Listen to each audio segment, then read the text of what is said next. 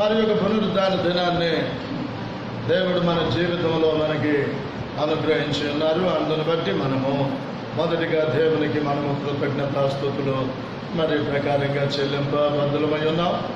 అంతేకాదు మరి ప్రకారంగా మరి యొక్క ఆరాధనలో సంఘమంతా కూడా కూడుకునడానికి మరి అవకాశం లేనటువంటి మరి పరిస్థితులలో మరి ఈ రీతిగా కొద్ది మందిగా మరి కూడుకొని ఆరాధించడానికి దేవుడు మనకిచ్చినటువంటి అవకాశం.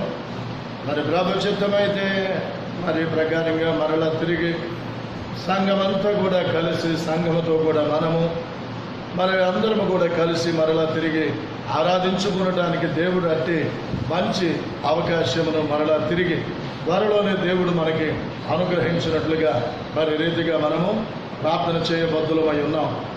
ఆసక్తి కలిగి ప్రార్థన చేయండి. త్వరగా ఈ కరోనా వ్యాధుల నుంచి ప్రతి వారు కూడా స్వస్థత పడినట్లుగా, మిగతా వారు ఎవరు కూడా వైరస్ బారిన పడకున్నట్లుగా, అలాగే ప్రభుత్వం ఇచ్చినటువంటి సూచనలను సలహాలను మరి ప్రజలందరూ కూడా భావించినట్లుగా, అంటే ప్రతి ఒక్కరము మరి ప్రకారంగా మరి ప్రభుత్వం ఇచ్చినటువంటి సూచనలను సలహాలను పాటిస్తూ మరి తప్పనిసరిగా బయటికి వెళ్ళినప్పుడు మాస్కులు ధరించండి. అంతేకాదు సామాజిక దూరాన్ని పాటించాలని, మరి ప్రకారంగా అనవసరంగా ప్రయాణాలు చేయకూడదని, అనవసరమైన పనులు కల్పించుకోకూడదని మరి ప్రకారంగా ప్రభుత్వం మరి మనకి తెలియపరుస్తూ ఉన్నారు. ఎందుకంటే అధికారులు మనకి తెలియపరుస్తున్నప్పుడు, ఎందుకంటే వారు మనం బాగుండాలని, అందుకని మన యొక్క దేశమును పరిపాలించేవారు కానీ రాష్ట్రమును పరిపాలించే నాయకులు మరి ప్రకారంగా ప్రజల యొక్క యోగక్షేమాల మరి ఇదిగో నిమిత్తమై అందరూ కూడా బాగుండాలి అనేటువంటి ఉద్దేశంతో వారు మరి ప్రకారంగా సూచనలు మరి చేస్తున్నప్పుడు తప్పనిసరిగా ఆ పోలీసు వారి ద్వారా హెచ్చరికలు జారీ చేస్తున్నారు, కలెక్టర్లు హెచ్చరికలు జారీ చేస్తున్నారు, హెచ్చరిస్తున్నారు. ఎందుకంటే అది మన కోసం. మరి ప్రకారంగా అదే వ్యాధి మరి వైరస్ బారిన పడి వ్యాధిగ్రస్తులమైతే మరి మన కుటుంబం అంతా కూడా ఇప్పటికే మరి లాక్డౌన్ ఏర్పాటు చేయడం వలన కొన్ని దాదాపు 3 నెలలు దాటిపోతున్నది. మరి 3 నెలలు దాటి 4 నెలల వరకు వచ్చాం. మరి రీతిగా ఇప్పటికే చాలా ఇబ్బందులు పడుతున్నాం. అదే మనం వైరస్ బారిన పడితే ఈ పాటించకుండా, బయటికి వెళ్ళేటప్పుడు మాస్కులు ధరించకుండా, సామాజిక దూరము పాటించకుండా మరి ప్రకారంగా మర్చిపోయి, ఎందుకంటే నిర్లక్ష్యం అనేటువంటిది మనకే నష్టం కలుగు చేస్తుంది. నిర్లక్ష్యంగా ఏమాత్రం కూడా ఉండకూడదు. సామాజిక దూరం పాటించండి, అలాగే మాస్కులు ధరించండి. మరి ప్రకారంగా మరి ఇతరులతో మాట్లాడేటప్పుడు మరి నువ్వు కాస్త కడమగా ఉండి మాట్లాడుతూ ఉంటే మరి తొందరగా ఎదటి వారికి ఒకవేళ వైరస్ ఉన్నా అది నీకు అంటకూడనట్లుగా మరి ప్రకారంగా ఉండాలని మరి మరి తెలియపరుస్తున్నారు ప్రభుత్వం వారు. దానిని తప్పనిసరిగా పాటించాలని కూడా ప్రభు పేరు మీకు మరి ఒకసారి మనవి చేస్తున్నాను. అసలు మనం ఆరాధన జరుపుకోవచ్చు. మరి 8వ తారీఖునే మరి ప్రకారంగా దేవాలయాలు, హిందూ దేవాలయాలనే కానీ మసీదులనే కానీ చర్చిల్లో ఆరాధన జరుపుకోవచ్చు అని మరి ప్రకారంగా తెలియపరిచారు. అయితే మరి కొంత కేసులు ఎక్కువ అవుతూ ఉండడం వల్ల, వైరస్ బారిన చాలా మందిని పడుతూ ఉండటం వలన అందుకని ఆలోచించి కొన్ని దినాలు ఆగుదాం అందరే ముందు అన్నటువంటి ఉద్దేశంతో ఎవరి గృహాలలో వారు ప్రార్థన చేస్తూ ఉండండి అని. ఇక్కడ మేము ఉంటున్నాం కనుక ఇక్కడ ఉండి మేము ప్రార్థన చేస్తూ ఉంటాం. అలాగే దేవుడు అవకాశం ఇచ్చినటువంటి వ్యక్తులకు వారు కూడా వచ్చి మరి ఈ రీతిగా ప్రార్థన చేస్తూ ఉంటే త్వరగా ఈ పరిస్థితులని మనం అధిగమించి మరలా దేవుణ్ణి ఎప్పటి వలె మనము మరి ప్రతిదినము కూడా ఆరాధించడానికి అట్టి అవకాశం మనకి మరి ఇవ్వబడుతుంది కనుక దయచేసి గమనించండి, గ్రహించండి. ఈ రీతిగా మరి మీరు కూడా మనం కూడా వాటిని పాటించుదాం. దయచేసి గమనించుకుందాం. అలాగే ఎవరైతే వ్యాధులకు గురయ్యారో వారి కొరకు ప్రార్థన చేస్తున్నాం, ఇంకా ప్రార్థన చేస్తూనే ఉన్నాం. ఈ పరిస్థితి అదుపులోనికి వచ్చే వరకు కూడా ప్రభుత్వాలకి ఎలాంటి ఇబ్బందులు, ఎందుకంటే చక్కని పరిపాలన అందించాలని మరి ప్రకారంగా కేంద్ర రాష్ట్ర ప్రభుత్వాలు మరి ప్రకారంగా పనిచేస్తున్నాయి. మంచి పరిపాలన అందించాలని మరి మన నాయకులు చాలా ఆసక్తి కలిగి ఉన్నారు. అదే ఈ యొక్క వైరస్ అనేటువంటిది రాకపోయినట్లయితే ముఖ్యంగా మన యొక్క ఆంధ్ర రాష్ట్రంలో కానీ ఈ తెలుగు రాష్ట్రాలలో మరి ముఖ్యంగా మన ఆంధ్ర రాష్ట్రంలో మరి ఇదిగో వైఎస్ రాజశేఖర రెడ్డి గారి యొక్క కుమారుడు మరి వైఎస్ జగన్ గారు మరి ఈ ప్రకారంగా మరి మంచి పరిపాలన మరి ఇదిగో తన తండ్రి చేసిన దానికంటే ఇంకా ఎక్కువైన దానిని చెయ్యాలి అనేటువంటి విధానంతో ఆయన ఉన్నారు. మరి ఈ ప్రకారంగా అయితే మధ్యలో ఇది వచ్చింది. అయినప్పటికీ కూడా మరి ఆయన గారు చేయాల్సిన అన్నీ కూడా కొన్ని ఇబ్బందులు వస్తున్నప్పటికీ తాను అన్న మాటను నిలబెట్టుకోవాలనేటువంటి ఉద్దేశంతో మరి ఈ ప్రకారంగా ఆయన చేసుకుంటూ ముందుకు వెళుతూ ఉన్నాడు. ప్రియమైన వారిలో ఇంకా ఇళ్ల స్థలాలు కూడా మరి ఇవ్వాలని ఈ కరోనా వ్యాధి వలన అలాగే ఎన్నికల యొక్క సంఘం మరి ప్రకారంగా కొన్ని ఆంక్షలను విధించడం వలన అనుకున్న ప్రకారంగా మరి ఇళ్ల స్థలాలను మరి ఇవ్వలేని పరిస్థితి ఏర్పడింది. మరి ప్రభు చిత్తం అయితే దానికి ఎట్టి ఆటంకాలు అడ్డులు అభ్యంతరాలు లేకుండానట్లుగా మరి పేదలందరికీ మరి ఇల్లు ఇవ్వాలని ఆయన ముందుకు వస్తున్నప్పుడు అన్ని పార్టీల వారు కూడా ప్రతిపక్షాలన్నీ కూడా మరి ప్రకారంగా హర్షించాలి. ఇక్కడ ఇటువంటి అక్కడ ఇటువంటి అక్కడ ఇటువంటి అనేటువంటిది కాదు. అన్ని ప్రాంతాల అభివృద్ధి కొరకు మరి ఇదిగో ఆయన ఆలోచన చేస్తున్నాడు. ఎందుకంటే ఆనాడు మరి అన్ని ఒకే ప్రాంతమును మరి రెండు ఒకే రాష్ట్రంగా ఉన్నప్పుడు మరి హైదరాబాద్ అంతా కూడా అభివృద్ధి చెందింది. విడిపోయిన తర్వాత మరి ఆయన గారు మరి చంద్రబాబు గారు చెప్పారు, ఆయన గారు ఇదిగో నేను ఒట్టి చేతులతో వచ్చేసాను, నాకు కుర్చీ లేదు, ఉండడానికి నీడ లేదు, చెట్టు కింద ఉండి పరిపాలన చేసిన మరి ఇలాంటి పరిస్థితి కదా. మరి అలాగే ఒకే ప్రాంతానికి అభివృద్ధి కలిగి చేసినట్లయితే మిగతా ప్రాంతాలు మరలా రేపు సమస్య వస్తుంది. ఆలోచన చేయాలి, మంచి ఆలోచన చేయాలి. ప్రతి నాయకుడు ఆలోచన చేయాలి. ఇక్కడే నేను పట్టిన దానికి 3 కుందేళ్ళు అన్నటువంటి విధానంతో ఉండకూడదు. ఎందుకంటే అన్ని ప్రాంతాలు అభివృద్ధి చెందాలి. ప్రజలందరూ కూడా ఐక్యమత్యంగా ఉండాలి. ఎవరి ప్రాంతంలో ఉంటే వాళ్ళు అక్కడే పనులు చేసుకుంటారు. వలసలు అప్పుడు ఉండవు, వలసలు ఆగిపోతాయి. ఎక్కడ ఉన్న ప్రాంతానికి అక్కడ పనులు దొరుకుతాయి, అక్కడ ప్రాజెక్టులు ఉంటాయి, అక్కడ పరిశ్రమలు ఉంటాయి. అప్పుడు వారికి పని దొరుకుతుంది. అలాగే పంటలు రియల్ ఎస్టేట్లుగా మారకుండా పంట భూములు పంటలు పండిస్తూ ఉంటే పంటలు అలాగే కూలి వారికి కూలి దొరుకుతుంది. ఎక్కడ ఏ ప్రాంతం వారికి ఆ ప్రాంతమే, ఈ ప్రాంతం నుంచి ఆ ప్రాంతానికి, ఆ ప్రాంతానికి నుంచి ఈ ప్రాంతానికి వెళ్ళే అటువంటి అవకాశములు ఉండవు కనుక ఆ ఆలోచనతో ఆయన ముందుకు వెళుతూ ఉంటే మరి కొంతమంది దానికి అడ్డుపడటం, కోర్టులకు వెళతాం, మరి ప్రకారంగా కోర్టులో కేసులు వేయటం, ఇంగ్లీష్ మీడియం పెట్టాలనుకుంటే మళ్ళీ కోర్టులో కేసులు మరి ఏంటో మరి అర్థం కాదు. మంచి చేసే వారిని చేయలేరు ఏదో రకంగా. ఎందుకంటే ఒకరికి పేరు రావటం అనేటువంటిది ఇంకొక వ్యక్తికి ఇష్టం ఉండదు. ఒక వ్యక్తి ఎదుగుదల ఇంకొక వ్యక్తికి ఇష్టం ఉండదు. ఎందుకంటే ఎదగటం ఎవరికైనా మంచిదే కదండి, మంచి పేరు రావటం ఎవరికైనా ఇష్టమే కదండి అని పెదవులతో చెబుతారు తప్ప నిజంగా హృదయపూర్వకంగా మనసులో నుండి వచ్చిన మాట అయితే దానికి నువ్వు మద్దతు తెలుపుతారు. మనసులో నుంచి వచ్చినటువంటి మాట అయితే మద్దతు తెలుపుతారు. కనుక మన నాయకులు మరి ఎట్టి పరిస్థితుల్లోనైనా మరి ఈ కార్యక్రమాలను ఎన్ని అడ్డులు ఉన్నా, ఎన్ని ఆటంకాలు ఉన్నా మరి ఆయన గారు మంచి చేస్తున్నప్పుడు ఎవరు చేసినా కూడా హర్షించాలి. వీరని కాదు, వారిని కాదు, ఈ పార్టీ వారిని కాదు, ఆ పార్టీ వారిని కాదు. ఎవరైతే మంచి చేస్తారో మంచి చేసేటువంటి వ్యక్తులను బట్టి హర్షించాలి. వారు చేస్తున్న మంచి పనులని మెచ్చుకోవాలి. మెచ్చుకోకపోయినా పర్వాలేదు కానీ విమర్శలు అనేటువంటిది చేయటం. ఎందుకంటే విమర్శించే వారి యొక్క మనసు ఎప్పుడు కూడా విమర్శిస్తూనే ఉంటారు. ఇక వాళ్ళ జీవితం అంతే. కాబట్టి విమర్శలు కాకుండా స్వవిమర్శ చేసుకోవాలనేది కూడా దేవుని వాక్యం చెప్తుంది. ఎదట వారిని విమర్శించే ముందు నువ్వేం చేసావు, నువ్వెంత చేసావు అనేటువంటిది స్వపరీక్ష, స్వవిమర్శ చేసుకోమని దేవుని వాక్యము తెలియజేస్తూ ఉంటుంది. కనుక ప్రియమైన వారిని గమనించుదాం, గ్రహించుదాం. మరి దేవుని యొక్క వాక్యమును క్లుప్తముగా మరి కొద్ది నిమిషాలు విందాం. ఈ రోజుల్లో అసలు మనం ఎందుకు ప్రార్థించాలి? ఎందుకు ప్రార్థించాలి? ఈనాడు చాలా మందిని కూడా మరి ప్రార్థనను నిర్లక్ష్యం చేస్తున్నారు. ప్రార్థించుట నిర్లక్ష్యం చేస్తూ ఉన్నారు. ప్రార్థన నిర్లక్ష్యం చేస్తున్నారు, ప్రార్థించుట నిర్లక్ష్యం చేస్తున్నారు. అదే మనం అడిగామనుకోండి, ప్రార్థన చేస్తున్నారా అంటే చేస్తున్నాం, చేయకపోయినా చేస్తున్నాం. అంటే చేస్తున్నామంటే ఎంతో కొంత చేస్తున్నాం కదా. మీ అంత కాకపోయినా ఎంతో కొంత చేస్తున్నాం.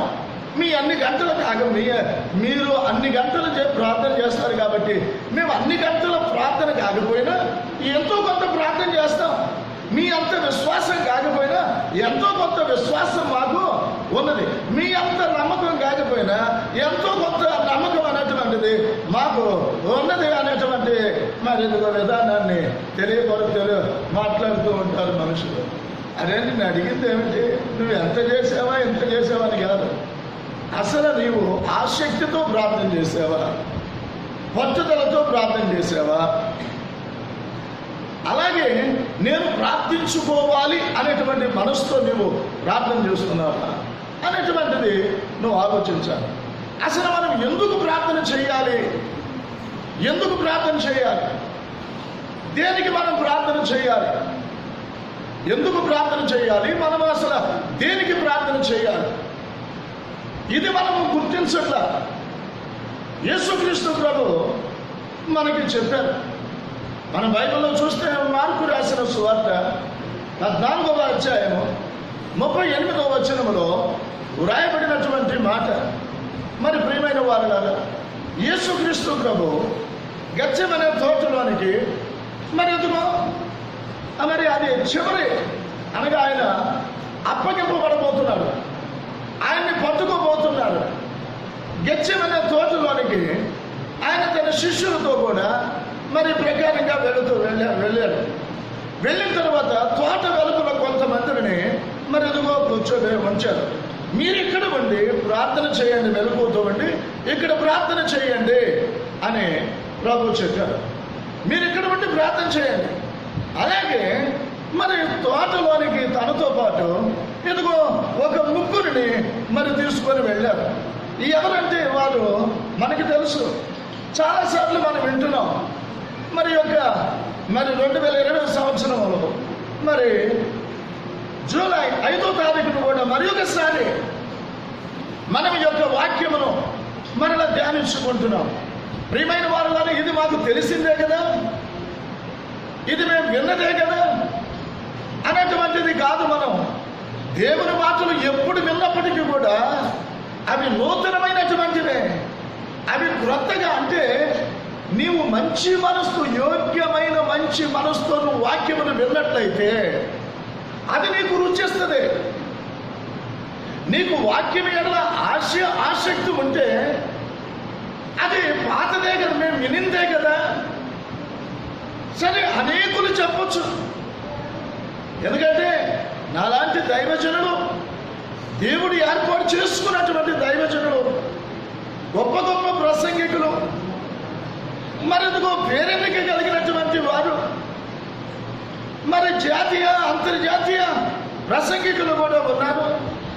వారు కూడా వారి యొక్క మరి దేవుడు వారికి ఇచ్చినటువంటి అనుభవంతో వారు కూడా మరి అనేక రీతులుగా మరి ప్రకారంగా ఆ వాక్యమును మరి ఎందుకో వివరించి కూడా మరి ఉండొచ్చు.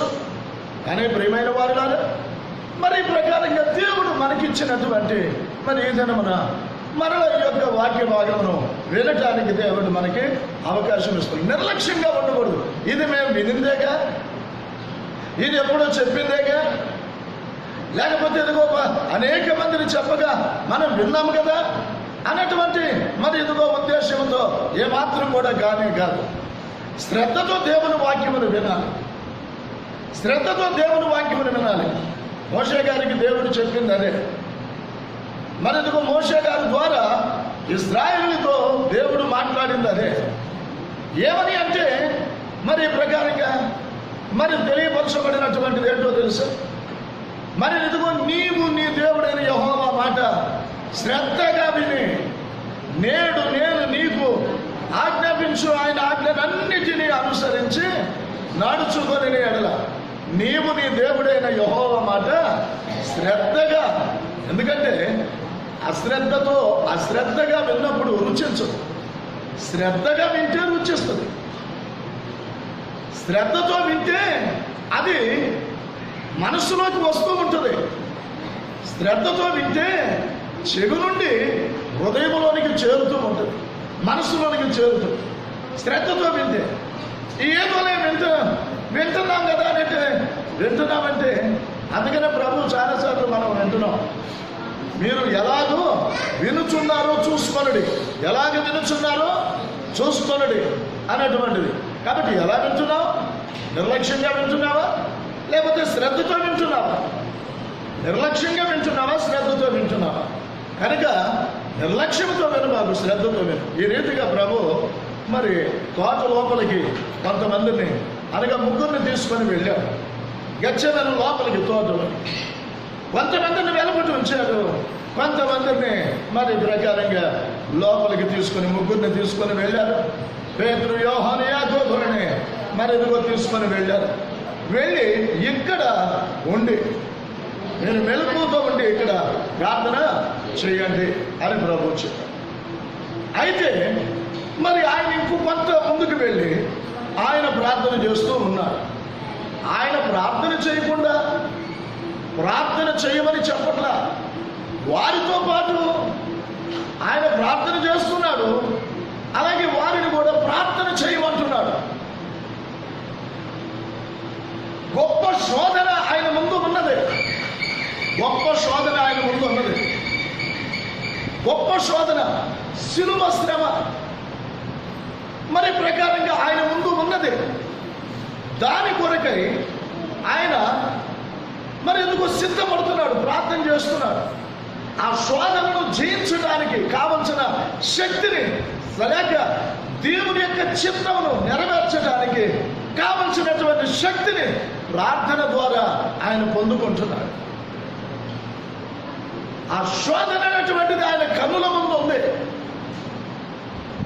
శిలువ ఉన్నది, మేకులు ఉన్నాయి, శీలలు ఉన్నాయి, కొరడాలు ఉన్నాయి, రాళ్ళు ఉన్నాయి, ఉమ్మలు ఉన్నాయి, ముళ్ళ కిరీటం ఉన్నది, నిందలున్నాయి.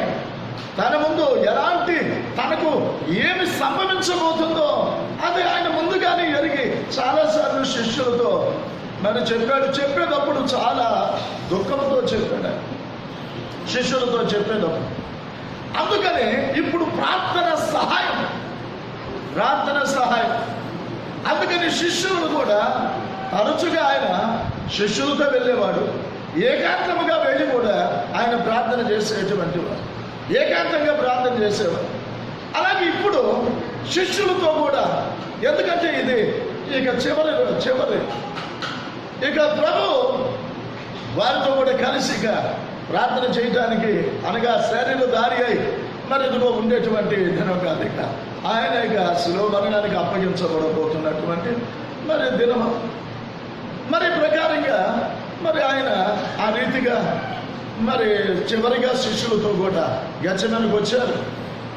చివరి రాత్రి పురస్కారం ఆచరించారు. శిష్యులతో కూడా చివరిగా గెత్సేమనే తోటకు వచ్చారు. మరి ఆయన కొంత ఆయనకి కొంచెం బాధ ఉంది, ఆయన ఇబ్బంది పడుతున్నాడు.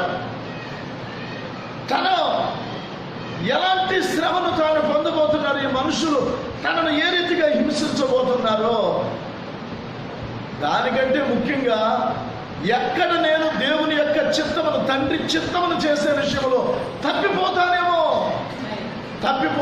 అని భయపడుతున్నాడు. ఇప్పటి వరకు కూడా తండ్రి చిత్తమును చేసే విషయంలో ఏ మాత్రం కూడా డమచరటం లేదు. తండ్రి చిత్తము చేసే విషయంలో ప్రతి అడ్డులను, ప్రతి ఆటంకములను అధిగమించి ఎదుగు ఆయన ముందుకు వెళ్ళాడు, ముందుకు వచ్చాడు. అన్ని ఆటంకములు అధిగమించాడు. ఎన్నో ఆటంకాలు ఏర్పడి, ఎన్నో అభ్యంతరములు ఏర్పడి అనేక మందిని నిందించారు. ఆయనను కొందరు అడ్డుకున్నారు. అలాగే ఆయన చెప్పే మాటలని ఇదిగో విమర్శించారు. ఈ ఆటంకములన్నిటిని కూడా అధిగమించి మరి చివరి గడియకు వచ్చేసారు. అప్పటి వరకు తండ్రి చిత్తమును చేసే విషయంలో ఎక్కడ కూడా ఏ మాత్రం కూడా ఏదో తండ్రికి చిత్తానికి వ్యతిరేకంగా విరుద్ధంగా కానీ ఏమాత్రం కూడా చేయలే. మరి ఈ చివరి దినంలో, ఎందుకంటే ఇది చివరి గడియాలి.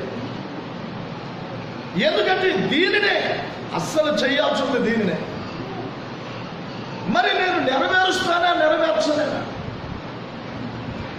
నెరవేర్చి నా తండ్రిని నేను మహింపరుస్తానా మహింపరచను? నా తండ్రి కోరికను నేను తీర్చాలి, నా తండ్రి కోరికను నేను సిద్ధింపచేయాలి అనేటువంటి విధానంతో యేసుక్రీస్తు ప్రభువు మరి ప్రకారంగా ప్రార్థన చేసుకుంటున్నాడు. తండ్రి చిత్తమును నెరవేర్చుట కోసం, తండ్రి తనకి ఏదైతే నిర్ణయించాడో దానిని చేయటం, దానిని అనుభవించడం కోసం, దాన్ని భరించడం కోసం. అందుకే అంటున్నాడు, తండ్రి ఈ గిన్నెలోనదే త్రాగక తప్పదని నువ్వు సెలవిచ్చినట్లయితే నేను తప్పకుండా త్రాగుతాను. నీ చిత్తమే సిద్ధించును గాక, నీ చిత్తమే నెరవేరును గాక. ఎందుకంటే తన విషయంలో తండ్రి చిత్తమే నెరవేరాలి. అలాగే తనయుడుగా తండ్రి చిత్తాన్ని నెరవేర్చే విషయంలో ఎప్పుడు కూడా ముందుంటున్నాడు. తండ్రి చిత్తములను చేసే విషయంలో కానీ, తండ్రి చిత్తమును నెరవేర్చే విషయంలో కానీ మరి ప్రకారంగా మరి యేసుక్రీస్తు ప్రభు అందుకనే ఆయనే ప్రియ కుమారుడు అయ్యాడు. ఎదుగో ఇతడే నా ప్రియ కుమారుడు, ఇతని యందు నేను ఆనందించుచున్నాను. ఇతడే నా ప్రియ కుమారుడు, ఇతని యందు నేను ఆనందించుచున్నాను అని ప్రభు చెప్పాడు. తండ్రి అయిన దేవుడు మరి ప్రకారంగా మరి పలికినటువంటిది, ఇదిగో ఈయన మాట వినండి అని అన్నాడు. మరి వెంట పెట్టుకుని వెళ్ళిన ఆ శిష్యులతో మరి ఇదిగో దేవుడు చెప్పాడు, ఈయన మాట, ఇదిగో ఈయన నా ప్రియుడు, ఈయన మాట వినండి, ఈయన మాట వినండి. అందుకనే యేసు ప్రభు చెప్పాడు, నా మాట వినువాడు నా తండ్రి మాట వినినట్టు. ఇంకా ముందుకు వచ్చి అన్నాడు, మీ మాట వినువాడు, అనగా సేవకుల మాట, ఆయన ఏర్పాటు చేసుకున్నటువంటి వారి యొక్క మాట వింటే యేసు ప్రభు యొక్క మాట వినినట్టు.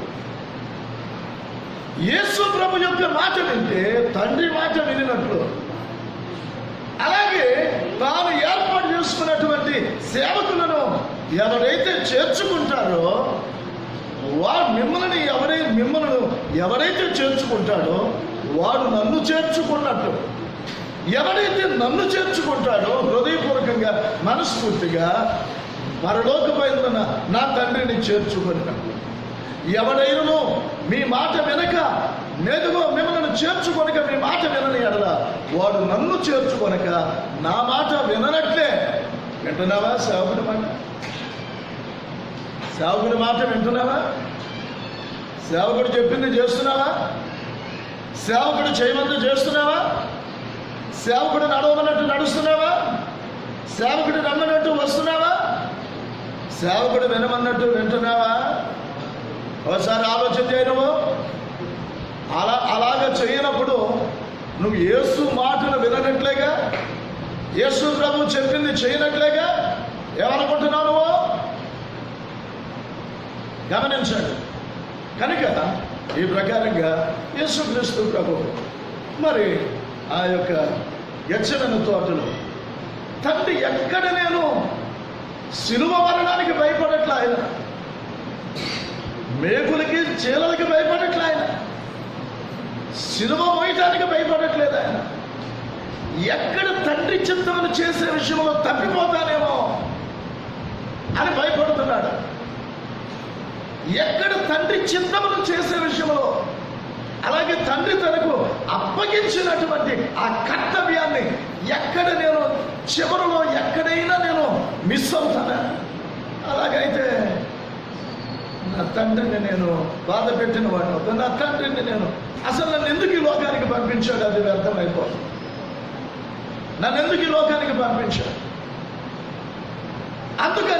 అందుకు భయపడుతున్నాడు. శిలువ మరణమునకు కాదు, మేకులకి చీలలకి కొరడా దెబ్బలకి భయపడట్లా, రాళ్ళ దెబ్బలకి భయపడట్లా, నిందలకి అవమానాలకి ఆయన ఏమాత్రం కూడా భయపడట్లేదు. నిందలకి అవమానాలకి ఆయన ఏమాత్రం కూడా భయపడట్లా. ప్రియమైన వారలారా గమనించండి, గ్రహించండి. ప్రతి ఒక్కరూ కూడా గమనించాలి, ప్రతి ఒక్కరూ కూడా గ్రహించాలి, ప్రతి ఒక్కరూ గమనించాలి, ప్రతి ఒక్కరూ కూడా గ్రహించాలి. కనుక ఆయన శిలువ మరణానికి భయపడట్ల. ఎక్కడ తండ్రి చిత్తమును చేసే విషయంలో తప్పిపోతానేమో అనేటువంటి భయం తప్ప ఇంకొకటి కాదు ఆయన. ఎందుకంటే ఆయన అన్నిటినీ భరించువాడు, ఆయన అన్నిటినీ సహించువాడు, అన్నిటినీ ఓర్చుకున్నవాడు, అన్నిటినీ తాలుకునేటువంటి వ్యక్తి.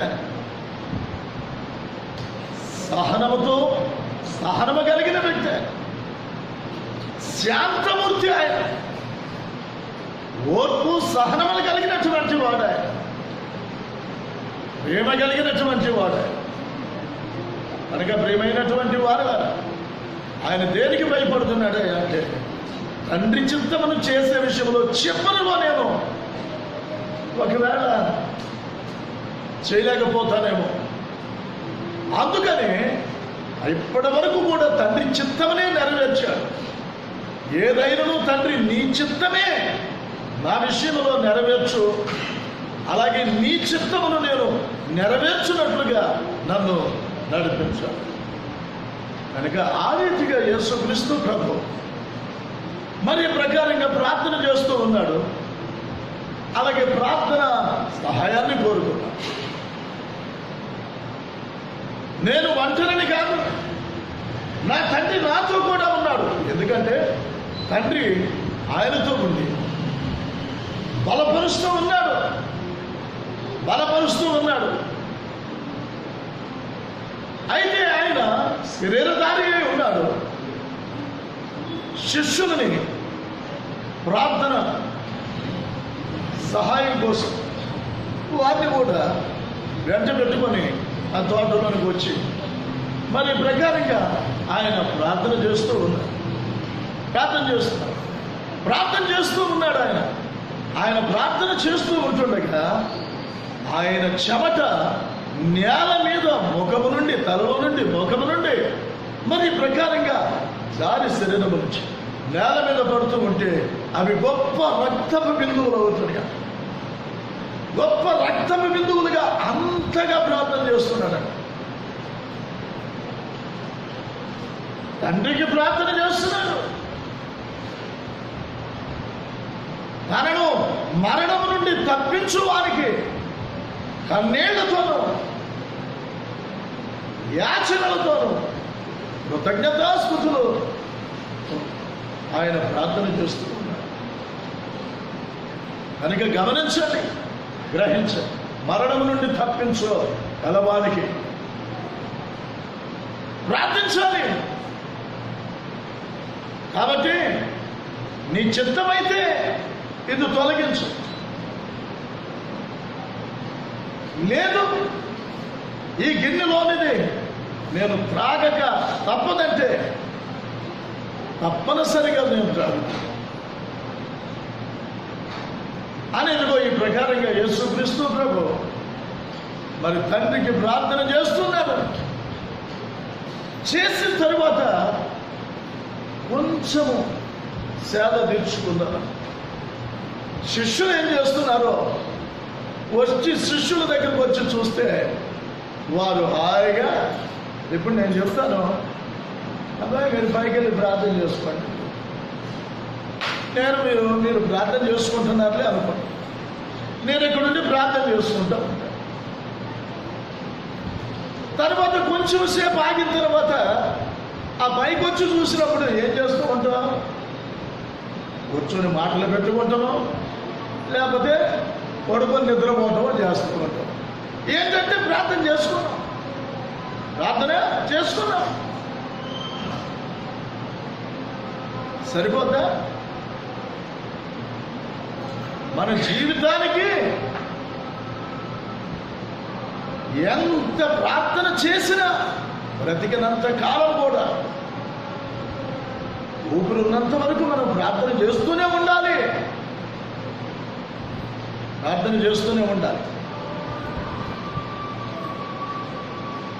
మరి దినాల్లో చాలా మంది అలాగే ప్రార్థన చేయరు, అలాగే ప్రార్థన చేయరు. ఏదో 2 ముక్కలు ప్రార్థన చేసి లేచిపో. అలాగే నువ్వు ప్రార్థన చేయవచ్చు. ప్రియమైన వాళ్ళ భారముతో నీవు ప్రార్థించాలి. ప్రార్థనలో ఏముండాలి? భారముతో ప్రార్థించాలి, కన్నీటితో ప్రార్థించాలి, ఉపవసించి ప్రార్థించాలి. సందర్భం వచ్చిన వ్యక్తిగతంగా ప్రార్థించాలి, సంఘములో ప్రార్థించాలి, సమాజముతో కలిసి దేవునికి ప్రార్థన చేయాలి. ఒకసారి గమనించండి, గ్రహించండి. ఈ రీతిగా యేసుక్రీస్తు ప్రభు చాలాసేపు ప్రార్థన చేసిన తరువాత మరి ఎందుకో శిష్యుల దగ్గరికి ఆయన వచ్చాడు. వస్తే వారు నిద్రపోతున్నారు. అప్పుడు ఆయన లేపాడు, వారిని లేపాడు. యోహాను, యాకోబు, పేతురు, లేక పేతురు, యోహాను, యాకోబు అని ఈ ప్రకారంగా వారిని పిలిచి తట్టి వారిని లేపాడు. కొంచెం సేపు అయినను మెలుగుతామండి ప్రార్థన చేయలేరా? ఎందుకు ప్రార్థన చేయాలి అంటే దేనికి మనం ప్రార్థన చేయాలి అంటే, ప్రియమైన వారులారా, యేసు ప్రభువే చెప్పుచున్నాడు, మీరు శోధనలో పడుకున్నట్లు. ప్రార్థన లేనివాడు, ప్రార్థించినటువంటి వ్యక్తురాళ్ళు శోధనలో పడిపోతారు. కొన్నిసార్లు మరి ఎదుగో ప్రార్థించినప్పటికీ కూడా కొన్ని శోధనలు ఎదురవుతే అది మన విశ్వాసానికి కలిగేటువంటి పరీక్ష. విశ్వాసములకు కలిగే పరీక్ష అదే. కొన్నిసార్లు మనము మన అవిధేయతలను బట్టి వచ్చేది, కొన్ని మనం కోరి తెచ్చుకునేటువంటివి, కొన్ని మనం కోరి తెచ్చుకునేవి, కొన్ని మనము అనాలోచనగా ప్రవర్తించడం వలన వచ్చేటువంటివి, కొన్నిసార్లు మన యొక్క మాట తీరులను బట్టి వచ్చే ఉంటాయి. శోధనలు అనేక రీతులుగా ఉంటాయి. అందరికీ ఒకే శోధన రాదు, శోధనలు అనేటువంటివి రకరకాలుగా ఉంటాయి. అనేకమైనటువంటి వాటి వలన మనం శోధించబడతాం. దేవుడు మనిషిని శోధించడు. శోధింపబడిన వారికి ఆయన సహాయం చేస్తారు. శోధనలో నుండి తప్పించుకునే మార్గమును కూడా ఆయన ఏర్పాటు చేస్తాడు. తప్పించుకునే మార్గం గమనించు. ప్రియమైన వారులను గ్రహించండి. ప్రార్థించడం వలన వారి జీవితంలో అనేకమైనటువంటి కార్యములను వారు చూశారు. ప్రార్థించడం వలన మరి వారి అవసరములు తీర్చబడ్డాయి, వారి అక్కర్లు తీర్చబడ్డాయి. అనేకమైన శోధనల నుంచి తప్పించుకోబడ్డారు, ఇరుకులను అధిగమించారు, ఇబ్బందులను అధిగమించారు.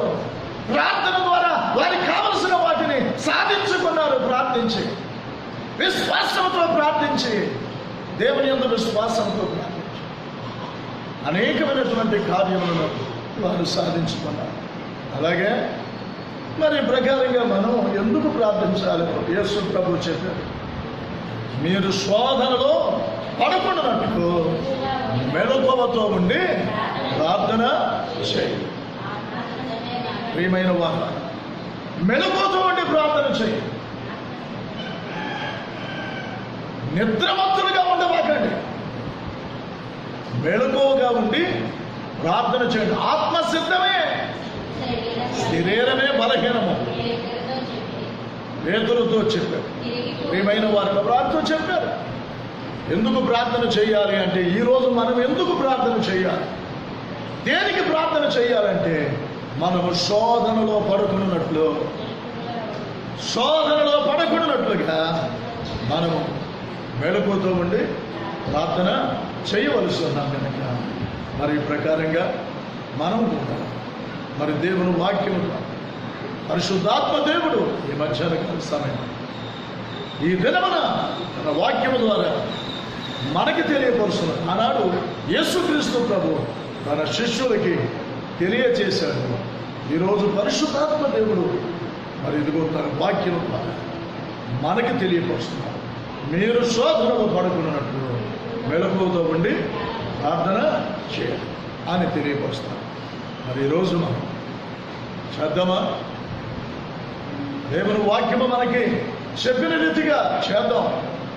ప్రతి శోధనలో నుంచి శోధనలో పడకున్నట్లుగా, అలాగే ప్రతి శోధనను తప్పించుకున్నట్లుగా మనం ప్రభువుకి ఎల్లప్పుడూ కూడా ప్రార్థన చేయడానికి మనల్ని మనం సిద్ధపరచుకుందాం.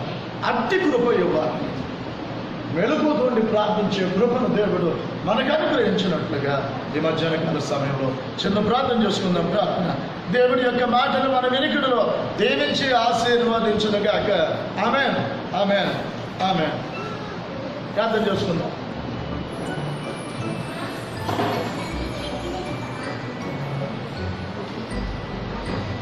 మమ్మల్ని మిక్కిలిగా ప్రేమించిన మా ప్రియ పరలోకపు తండ్రి, మీ పరిశుద్ధ నామముకు లెక్కలేని స్తోత్రములు మా ప్రభువా. మీ కృపను బట్టి, మీ దయను బట్టి నాయన మా బ్రతుకులో, మా జీవితంలో మీరు మాకు అనుగ్రహించిన ఈ సమయం కొరకై మీకు స్తోత్రములు చెల్లించుకొనిచున్నాము. ఈ పునరుద్ధాన దినమందు మా ప్రభువా నీ సన్నిధిలో కూడి మా ప్రభువా మిమ్మల్ని స్తుతించుటకు, అలాగే మా ప్రభువా తండ్రి నీ పరిశుద్ధమైనటువంటి శక్తి కలిగినటువంటి మాటలను వినటానికి మా ప్రభువా మీరు మాకు ఇచ్చిన అవకాశం కొరకై మీకు స్తోత్రం ఉన్నాయి. ఇదిగో మా ప్రభువా మేము ఎందుకు ప్రార్థించాలో చాలా మందికి అర్థం కాని పరిస్థితుల్లో ఉంటున్నారు. నాయన నమ్మటానికి నమ్మారు మా ప్రభువా తండ్రి, పొందడానికి పాపక్షమాపణ పొందారు, అలాగే బాప్తిసం పొందారు, అలాగే మా ప్రభువా తండ్రి సంఘంలోనికి నడుస్తూ మరి ఈ రీతిగా మీ రక్త మాంసములలో కూడా బాలిపములు పొందుతూ తండ్రి ఎందుకు ప్రార్థనను నిర్లక్ష్యం చేస్తూ ఉంటున్నాం?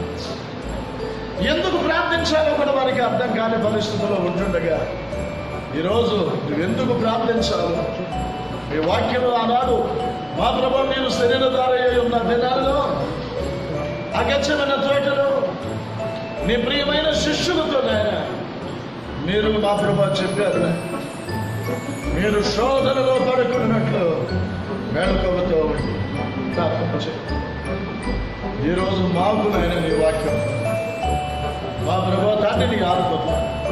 మీరు మాకు చెప్పచ్చు అయ్యా, మీరు చెప్పిన రీతిగా మేము ప్రార్థించినట్లయితే ఏ విధమైనటువంటి మా ప్రభువు శోధనలు అనేటువంటి అవకాశం శోధనలో తప్పించగలిగిన, మరణం నుండి తప్పించగలిగిన అన్నేళ్లకు యాచన మరణం నుండి తప్పించు వారికి ప్రార్థించారు. అయ్యా మీరు శరీరధారి అయి ఉన్న దినాల్లో అయ్యా మీరు ఆ రీతిగా మీరు చేశారు, మాకు నేర్పారు. మా ప్రభు మేము ఏదైతే మీరు మాకు నేర్పుతున్నారు నేర్చుకుని దాని ప్రకారం కూడా మేము నడవడానికి చేయటానికి అటు శక్తిని అటు కృపను మీరు మా అందరికీ మీరు అనుగ్రహించారు. కృప హస్తాలకి గాయపడిన చేతులకి అప్పగించుకుంటాం. ఎందరైతే నీ మాటలు ఈ దినమున విన్నారు ప్రతి ఒక్కరు కూడా మా ప్రభావం మెలకువతో ఉండి ఎందుకు ప్రార్థించాలో నిండా శోధనలో పడకూడదు కనుక ప్రార్థించే విషయంలో ఎవరు కూడా మా ప్రభు నిర్లక్ష్యంగా మీరు కృప చూపండి, సహాయం చేయండి. మీ సన్నిధి మీ ఆత్మించండి. విత్తబడిన మాటలు పరిశుద్ధాత్మ నీరు కట్టి ప్రతి వారి యొక్క హృదయాలలో ఫలింపచేయడం క్రీస్తు నామమున నడుపుచున్నాము తండ్రి. మన తండ్రి అయిన దేవుని యొక్క దయ, కుమారుడైన యేసుక్రీస్తు వారి యొక్క కృప, పరిశుద్ధాత్మ అన్యోన్య సహవాసం ఇప్పుడు ఎల్లప్పుడూ ప్రభు అకబరి ఆయన సన్నిధి మనందరికీ తోటి కాబట్టి నడిపించుగా. ఆమేన్, ఆమేన్, ఆమేన్. దయచేసి మనందరం కూడా